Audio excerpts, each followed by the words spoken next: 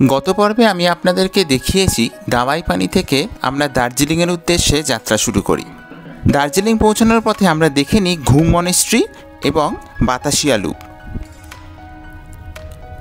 এই দুটি জায়গা দেখে আমরা দার্জিলিং পৌঁছে প্রথমেই আমরা হোটেলে যাই, তারপরে আমাদের লাঞ্চ আজকে আমরা সেরে নিই। হোটেল মহাকাল অ্যান্ড রেস্টুরেন্ট থেকে আমরা আমাদের লাঞ্চ সারি। এখানকার খাওয়া দাওয়া এবং খাওয়ার কোয়ান্টিটি খুবই ভালো ছিল। দার্জিলিং আসবো আর লেভেন্টার্সে খাবো না, সেটা কি হয় না? আমরা খাওয়া দাওয়া সেরে হাঁটতে হাঁটতে নালের পথে এসেছি আর সঙ্গে নিয়ে নিয়েছি সফট লেভেন্টার্স থেকে। এখন কিন্তু এটাই ট্রাই করবো, চিলি ঠান্ডা আর তার সঙ্গে আইসক্রিমটা কিন্তু জমে যাচ্ছে। তো আইসক্রিম খেতে খেতে আমরা আপাতত ম্যালটা পুরো ঘুরে দেখবো এবং লেভেন্টার্সে আমরা আবার আসবো কালকে ব্রেকফাস্টের জন্য। ওকে, আপাতত এখন আইসক্রিম এনজয় করা যায়। এক্সিলেন্ট।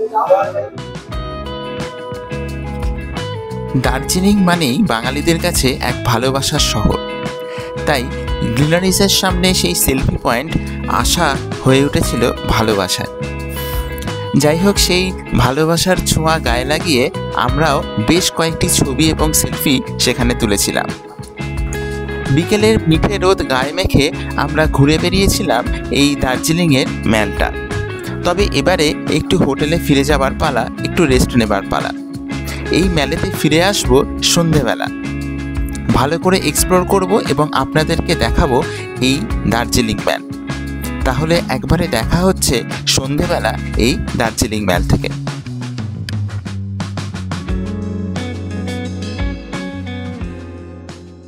গুড ইভিনিং সবাইকে।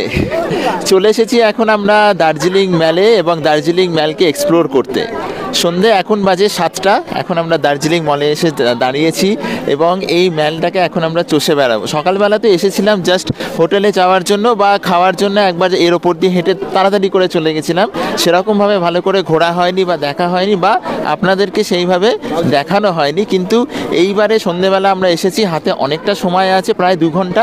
কেননা এই ম্যাল প্রায় 9টা পর্যন্ত খোলা থাকে, তারপরে ধীরে ধীরে বন্ধ হয়ে যায়।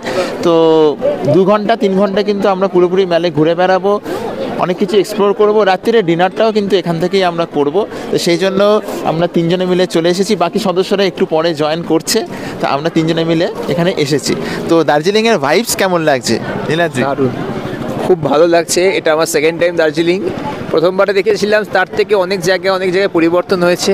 বাট সেবারে এসেছিলাম এপ্রিলে, এবার ফেব্রুয়ারিতে। 2 মাসের মধ্যে পার্থক্য বুঝতেই পারছেন। আউটফিটে খুব ভালো রকমই পরিবর্তন বোঝা যাচ্ছে। তোমার কেমন লাগছে? দারুণ দারুণ লাগছে, কারণ এখানে এসে দেখছি খানিকটা একটু ফরেনের ছোঁয়া রয়েছে এবং চারিদিক থেকে এত সুন্দর বেকারি। আমরা যে সিমলা ম্যাল গেছিলাম একটু তার সাথে সিমিলারিটি রয়েছে। এক্স্যাক্টলি, সিমলা ম্যালের সঙ্গে অনেকটা সিমিলারিটি রয়েছে এবং চারিদিক থেকে যে বেকারির যে গন্ধটা আসছে না নাকে, উফ অসাধারণ। মানে ওই গন্ধে খিদে একেবারে চনমনে খিদে পেয়ে যাচ্ছে এরকম।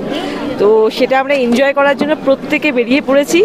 এখন পুরো ম্যালটা আমরা ঘুরে দেখব, এনজয় করব, ঠিক আছে, আর আপনাদের সাথে এগুলো শেয়ার করে নেব। দার্জিলিং হল ভারতের পশ্চিমবঙ্গ রাজ্যের উত্তর অঞ্চলের একটি শহর।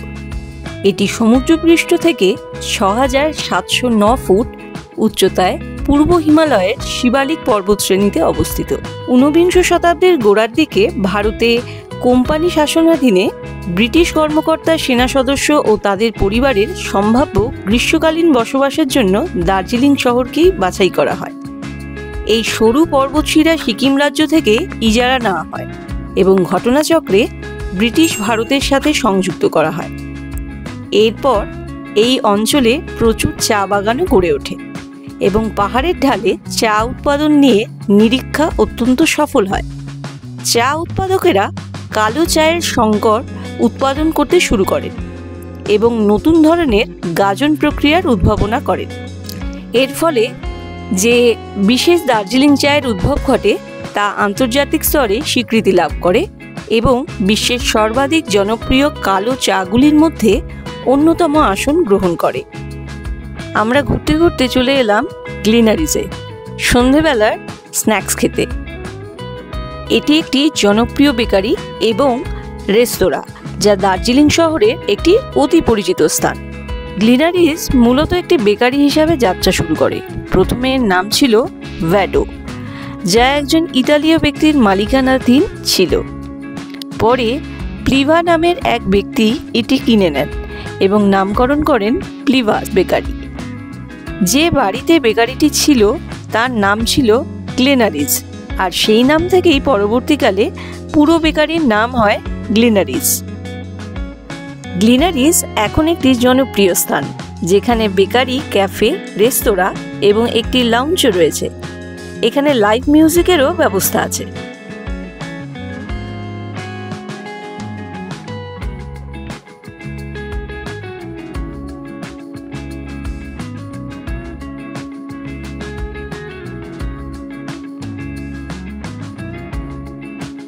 এবারে আমাদের ডিনার করার পালা। ডিনার করতে আমরা পৌঁছে গেছিলাম ডেকিভস রেস্টুরেন্টে। এখানে আমরা বেশ কিছু চাইনিজ অথেন্টিক ফুড ট্রাই করলাম। আপনারাও কখনো দার্জিলিং গেলে ট্রাই করে দেখতে পারেন, খুব একটা খারাপ লাগেনি।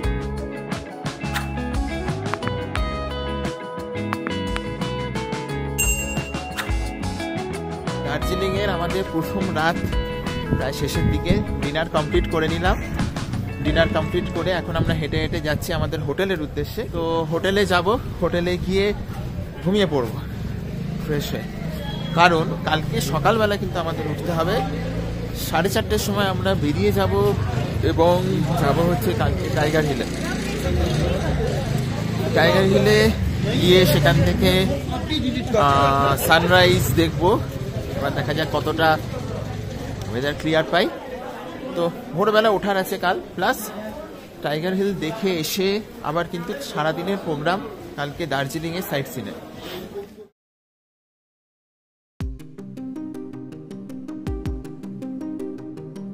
সকালবেলায় 4টের সময় ঘুম থেকে উঠেছি। উঠে রেডি হয়ে 4:15 নাগাদ বেরিয়ে পড়লাম টাইগার হিল যাওয়ার উদ্দেশ্যে। তখনও চারিদিক অন্ধকার। আমাদের মতোই অনেকেই বেরিয়েছে গাড়ি নিয়ে এই টাইগার হিল যাওয়ার উদ্দেশ্যে। লক্ষ্য একটাই, সেখান থেকে সূর্যোদয় দেখা। এই টাইগার হিল দার্জিলিং হিমালয় রেলওয়ের উচ্চতম স্টেশন ঘুম শহরের সর্বোচ্চ বিন্দু। আকাশ পরিষ্কার থাকলে এখান থেকে মাউন্ট এভারেস্ট ও কাঞ্চনজঙ্ঘা পর্বতের বিস্তারিত দৃশ্যপট দৃষ্টিগোচর হয়। অন্ধকার রাস্তায় গাড়ির আলোর হেডলাইটে আমরা এগিয়ে যেতে থাকলাম টাইগার হিলের উদ্দেশ্যে। লক্ষ্য একটাই, কাঞ্চনজঙ্ঘা দেখার আর একটা সুন্দর সানরাইজ দেখার। সমুদ্রপৃষ্ঠ থেকে 8,482 ফিট উচ্চতায় অবস্থিত এই টাইগার হিল। প্রায় 45 মিনিট মতো সময় লাগলো আমাদের এখানে পৌঁছতে।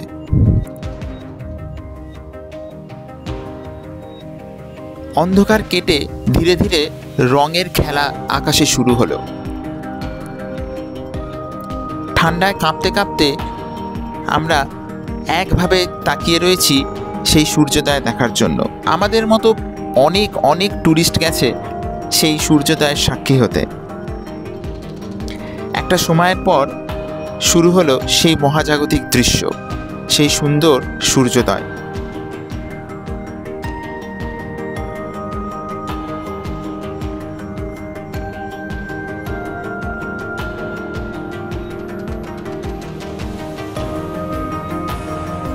একদিকে যেরকম সূর্যোদয় হচ্ছে, অপরদিকে ধীরে ধীরে আমাদের সামনে উন্মুক্ত হয়েছে কাঞ্চনজঙ্ঘা। সূর্যের প্রথম রশ্মি এসে পড়ছে কাঞ্চনজঙ্ঘার চূড়ায়। এ এক অপূর্ব দৃশ্য। প্রায় 3 দিন অপেক্ষা করার পরে আমরা শেষমেশ দর্শন পেলাম কাঞ্চনজঙ্ঘার।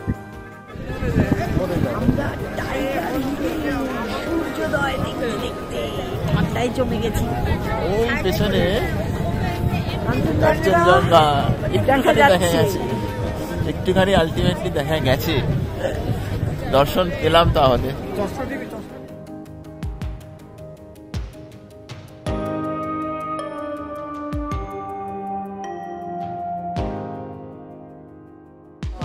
তো তো টাইগার হিলে আসা তাও অনেকটাই সার্থক হলো। একটা সুন্দর সূর্যোদয় এখান থেকে দেখতে পেলাম, কাঞ্চনজঙ্ঘারও ভিউ দেখতে পেলাম। আস্তে আস্তে মেঘে আবার ঢেকে যাবে, তবু এই যে আধ ঘন্টা দেখতে পেয়েছি এটাই যথেষ্ট। মানে লাস্ট 3 দিন ধরে যেভাবে আমাদের মন খারাপ হয়ে গেছিলো যে এক ফোঁটাও দেখা যাচ্ছিল না, তো আজকে সকালবেলা এইটুকুনি দেখতে পেয়ে অনেকটা খুশি হয়েছি। যেরকমভাবে সানরাইজটা ভেবেছিলাম হয়তো দেখতে পাবো না, এতটাই মেঘে ঢেকে গেছিলো। হরাইজনটা তৈরি হলো, হওয়ার পরেও ওটা ঢেকে গেল, তারপর হঠাৎ করে মানে প্রায় দুবার করে ঢেকে গেছিলো। একবার লাল আভা হয়ে তৈরি হচ্ছে, তারপর আবার ঢেকে যাচ্ছে। তো করে করে লাস্ট অফ অল যেভাবে সানরাইজটা দেখলাম সত্যিই খুব দারুণ লাগলো। আর সানরাইজটা হতেই এদিকে কাঞ্চনজঙ্ঘার ভিউটা খুললো, তখন গ্রেট এক্সপিরিয়েন্স, দারুণ এক্সপিরিয়েন্স। প্রচুর লোক এখানে এসেছে। সেই সকাল থেকে আমরা বেরিয়েছি, হোটেল থেকে বেরিয়েছিলাম 4:15-20-তে, এখানে এসে পৌঁছেছিলাম 5টা নাগাদ। তো 5:10 নাগাদ এসে পৌঁছেছিলাম। লাস্টের খানিকটা রাস্তা আমরা হেঁটে উঠেছি, বেশ স্টিপ রাস্তা ছিল। তো সেটা এসে তারপরে অন্ধকারের মধ্যেই দাঁড়িয়েছিলাম। প্রচুর লোক এসেছে। এখন আস্তে আস্তে সূর্য উঠেছে, সূর্যটা গায়ে লাগছে, এখন বেশ ভালো লাগছে। টাইগার হিল থেকে আমরা যখন হোটেল যাচ্ছি, তো তার মাঝখানেই আমরা এখন এসে পৌঁছলাম পিস প্যাগোডাতে। নামের সাথে জায়গাটারও একদম মিল রয়েছে। সম্পূর্ণ শান্ত, শুধুমাত্র পাখির কলরব শোনা যাচ্ছে আর নিস্তব্ধ। আর এখানে রয়েছে পিস প্যাগোডা, সেটাই আমরা এখন দেখতে চলেছি। অদ্ভুত সুন্দর সকালবেলার এই ওয়েদারের সাথে এই যে পরিবেশ, ঠিক আছে, আর নেচারের যে অদ্ভুত এই বিউটি, সেটা কিন্তু এখানে এসে আমরা বুঝতে পারছি। সত্যি মনটা এই জায়গাটা এসে যেন শান্ত হয়ে যায়। সামনে আপনাদেরকে দেখাচ্ছি এই সুন্দর পিস প্যাগোডাটি। পিস প্যাগোডা দার্জিলিং, অর্থাৎ শান্তিস্তূপ দার্জিলিং। এটি হলো পশ্চিমবঙ্গ রাজ্যে দার্জিলিং শহরের একটি শান্তিস্তূপ। এটি বিশ্বের সকল জাতি ও ধর্মের মানুষের মিলন ও বিশ্ব শান্তির বার্তার প্রচারের জন্য স্থাপিত। অন্যান্য বহু শান্তিস্তূপের মতো এটিও জাপানি বৌদ্ধ সন্ন্যাসী এবং নিচিদাৎসু ফুজির তত্ত্বাবধানে নির্মিত। শান্তিস্তূপে স্থাপিত হয়েছিল 1972 সালের 3রা নভেম্বর এবং স্থাপন করেছিলেন নিচিদাৎসু ফুজি। এটি উদ্বোধন করা হয় 1992 সালের 1 নভেম্বর। এই শান্তিস্তূপের উচ্চতা 28.5 মিটার অর্থাৎ 94 ফুট ও ব্যাস 23 মিটার অর্থাৎ 75 ফুট। আপনারা যে কোনো দিন সকাল 4টে থেকে সন্ধ্যে 7টা পর্যন্ত এটি ভিজিট করতে পারেন। এখানে প্রার্থনার সময় সকাল 4:30 থেকে 6টা পর্যন্ত এবং বিকেল 4:30 থেকে 6:30 পর্যন্ত।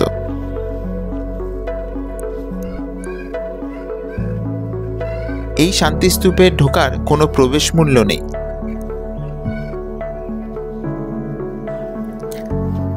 একদিকে এই শান্ত শান্তিস্তূপ আর অপরদিকে সুবিশাল কাঞ্চনজঙ্ঘা। বেশ খানিকটা সময় নিরিবিলিতে কাটালাম এখানে। তারপরে আমরা যাত্রা শুরু করলাম আমাদের হোটেলের উদ্দেশ্যে। আজ আমাদের দার্জিলিংয়ের আরও অনেকগুলো সাইট সিন করার রয়েছে। হোটেলে গিয়ে একটু ফ্রেশ হব, ব্রেকফাস্ট করব, তারপরে বেরিয়ে পড়ব সাইট সিন করতে। সেই সব সাইট সিনের গল্প থাকছে পরের পর্বে। এই পর্বটি কেমন লাগলো অবশ্যই কমেন্টস করে জানাবেন। ভালো লাগলে একটা লাইক করবেন এবং শেয়ার করে দেবেন আপনাদেরই প্রিয় মানুষদের মধ্যে। আর চ্যানেলে যদি আপনারা নতুন হন তাহলে অবশ্যই চ্যানেলটিকে সাবস্ক্রাইব করে আমাদের পাশে থাকুন এবং বেল আইকনটিকে ক্লিক করে দেবেন, যাতে যখনই আমি নতুন কোনো ভিডিও দেব তার ইনস্ট্যান্ট নোটিফিকেশান সবার আগে আপনাদের কাছেই চলে আসে। খুব তাড়াতাড়ি দেখা হচ্ছে পরের পর্বে। ততক্ষণের জন্য টাটা। আপনাদের সাথে আমার এই সফর জারি থাকবে, কেননা life is all about travel.